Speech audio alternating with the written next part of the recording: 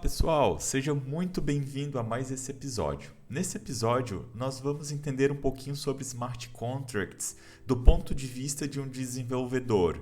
A gente também vai ver alguns outros conceitos que são fundamentais para todo mundo que quer desenvolver contratos para blockchains.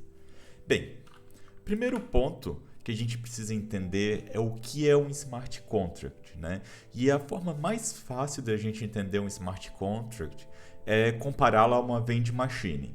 Bem, eu acredito que você já deva ter ouvido falar em vending machine e também já deve ter visto uma, porque elas são aquelas máquinas grandes, quadradas, que geralmente ficam em aeroportos ou rodoviárias e até mesmo shoppings.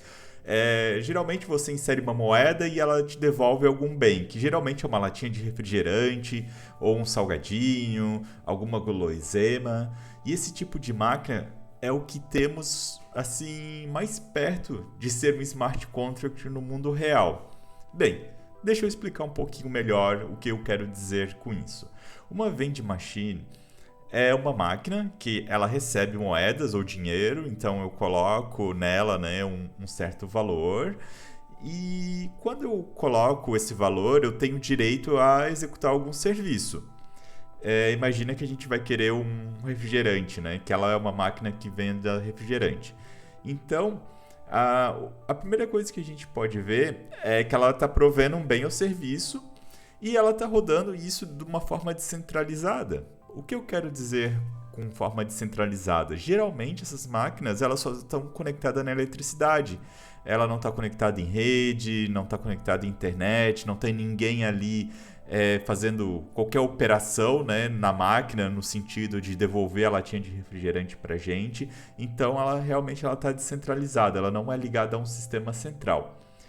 E ela também tem instruções internas que vão dar inteligência para ela. Ou seja, ela sabe que quando eu coloco uma moeda, ela tem que me devolver uma latinha de refrigerante.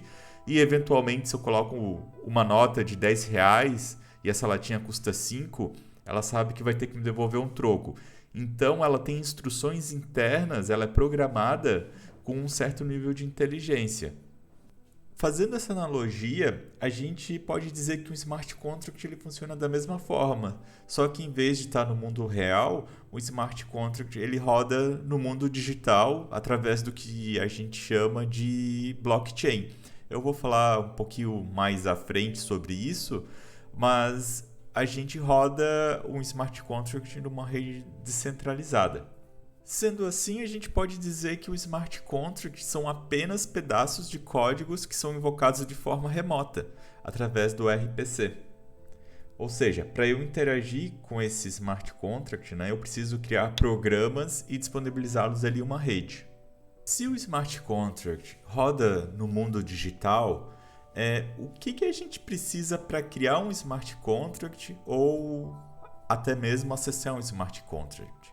Bem, nesse contexto, o que a gente precisa é de um pedaço de código. É através dessa forma que nós criamos e interagimos com smart contracts. A gente pode fazer uma analogia, smart contract sendo uma função lambda, por exemplo, do AWS.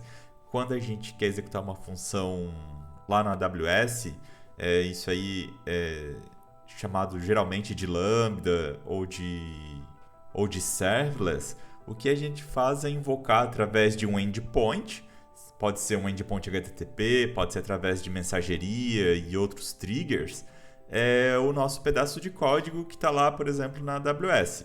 E é a mesma coisa com o Smart Contract. A gente vai criar um pedaço de código que, em vez de colocar na AWS, vai colocar na blockchain, que é uma rede, principalmente falando de Ethereum, é uma rede que tem vários computadores rodando uma EVM, que é a máquina virtual da Ethereum, e quando a gente quiser executar, a gente simplesmente vai chamar um endereço do nosso smart contract e vai chamar uma função do nosso smart contract que vai processar alguma coisa e pode ou não devolver um valor para a gente ou executar alguma ação.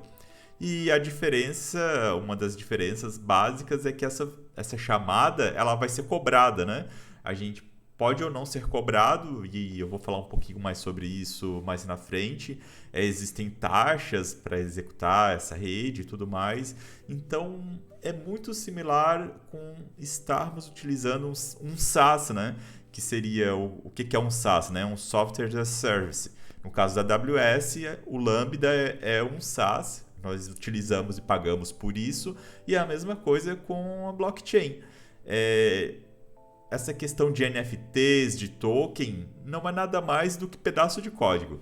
Então, assim, daqui para frente, quando vocês ouvirem, existe uma NFT, existe um token, existe uma moeda, entendam que tudo isso é pedaço de código, é função lambda. Essa é a analogia mais simples que eu posso dizer para vocês utilizarem. Porém, não é porque é um pedaço de código que a gente vai escrever, ou que tudo pode ser considerado pedaços de códigos, que a gente não deve seguir alguns padrões. A primeira coisa é começar a chamar esse pedaço de código por um nome, e esse nome é token. O segundo passo é descobrir quais os tipos de tokens que existem, porque esses tokens eles são padronizados, principalmente para que nós tenhamos um ambiente de desenvolvimento ou um ambiente como um todo organizado. A gente pode dividir esses tokens em dois tipos.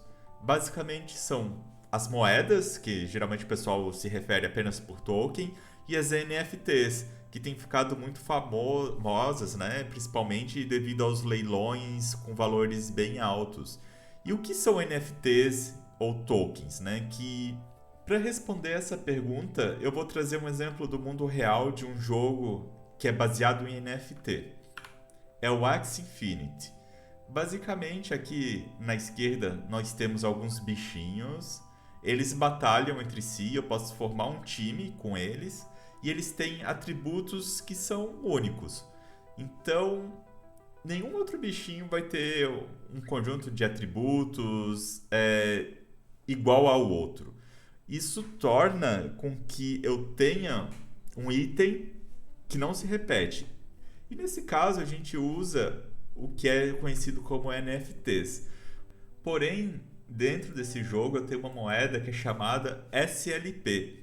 E a SLP ela é como se fosse, por exemplo, o dólar ou o real. Eu posso ter 200 SLP, 20 SLP e vamos imaginar isso como uma moeda no mundo real. Essa moeda é cunhada igual a outras tantas. Então, uma moeda de 10 centavos ela vai ser igual a outra moeda de 10 centavos. Ela não tem nenhuma característica que que faça uma moeda de 10 centavos ser diferente de outra moeda de 10 centavos.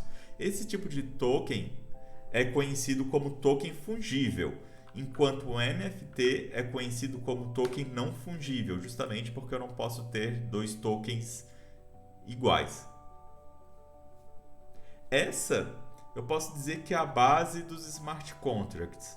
A gente vai ter, assim, na sua grande maioria no mundo da Ethereum, são contratos baseados nesses dois padrões, tokens não fungíveis e tokens fungíveis.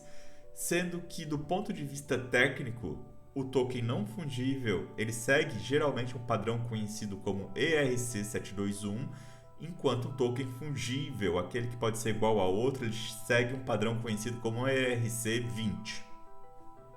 Mais para frente, a gente vai ter episódios específicos sobre cada um desses tokens. Aqui nesse episódio, eu só quero passar o panorama geral para vocês.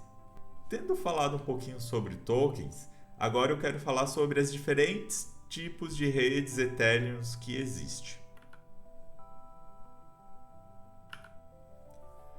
Quando nós estamos desenvolvendo um smart contract, é bem importante a gente se preocupar com a rede que nós iremos fazer o deploy, né? Que é uma vez que o nosso contrato esteja compilado, onde a gente vai colocar esse contrato para rodar. Basicamente, a gente pode dividir as redes da Ethereum, né? Que são as redes que rodam a máquina virtual da Ethereum, em dois tipos diferentes de redes. A gente tem o que é chamado de mainnet e a testnet. Imagina que são servidores de produção e servidores de teste ou servidores de homologação.